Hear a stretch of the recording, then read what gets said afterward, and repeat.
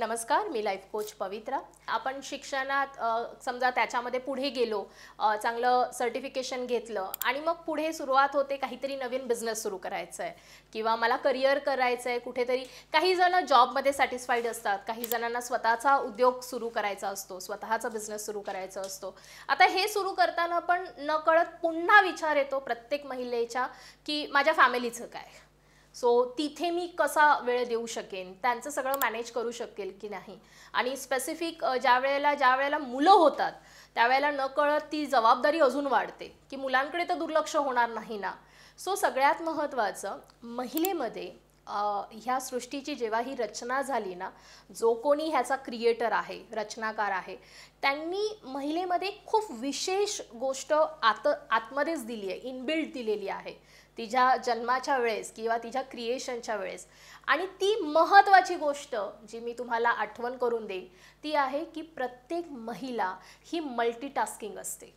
तुम्ही कधीही ऑब्झर्व करा तुमचं डेली रूटीन, तुम्ही कशा पद्धतीने सकाळी उठल्यावरती काय काय करता। एका बाजूला गरम पाणी लावलं जातं, दुसऱ्या बाजूला मुलांना उठवलं जातं, तिसऱ्या बाजूला तुम्ही गॅसवरती भाजी शिजवत ठेवलेली असते, चौथ्या बाजूला तुम्ही चपात्या लाटत असता, त्याच्यानंतर पाचव्या बाजूला मिस्टरांचे कपडे काढून दिलेले असतात। सो जस्ट तुम्ही चेक करा सकाळी उठल्यानंतर ॲट अ टाईम त्या एका तासामध्ये तुम्ही किती कामं करता, ठीक आहे। आणि जर तुम्ही हे नीट लक्ष दिलं, नीट ऑब्झर्व केलं, तुम्ही बरीच कामं करता, ठीक आहे। सो हे जर एखाद्या पुरुषाला सांगितलं, सॉरी टू से, पण येस एखाद्या पुरुषाला सांगितलं की हे अशी सगळी कामं करा तर त्याला नकोसं होईल। म्हणजे कुठल्याही फॅमिलीमध्ये आपण नेहमी बोलतो ना, एक महिला जर आजारी पडली की ती फॅमिलीची वाट लागते, म्हणजे कामच होत नाही। सो का, कारण ती सगळ्या गोष्टी मॅनेज करत असते।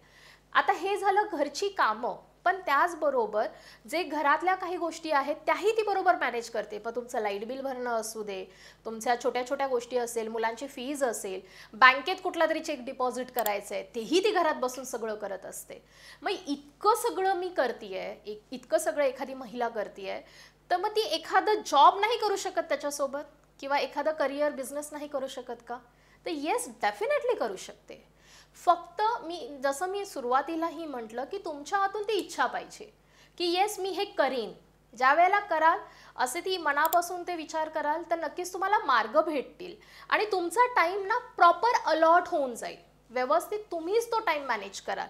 बऱ्याच अशा महिला आहेत की ज्या स्वतःचा व्यवसाय करतायत, स्वतःचा बिझनेस करतायत, जॉब करतायत आणि प्लस आपली फॅमिली सुद्धा तितकीच चांगल्या पद्धतीने ते सांभाळतायत।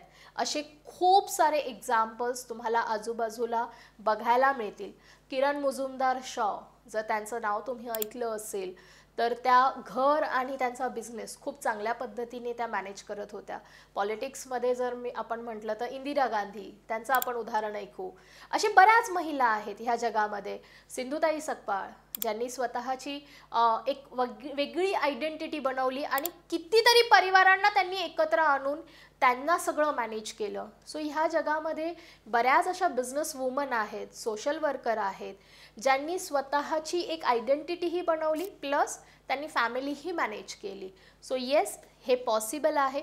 जसं मी म्हटलं, फक्त तुम्हाला ते ठरवायचं आहे आणि पुढे जायचं आहे। So thank you so much.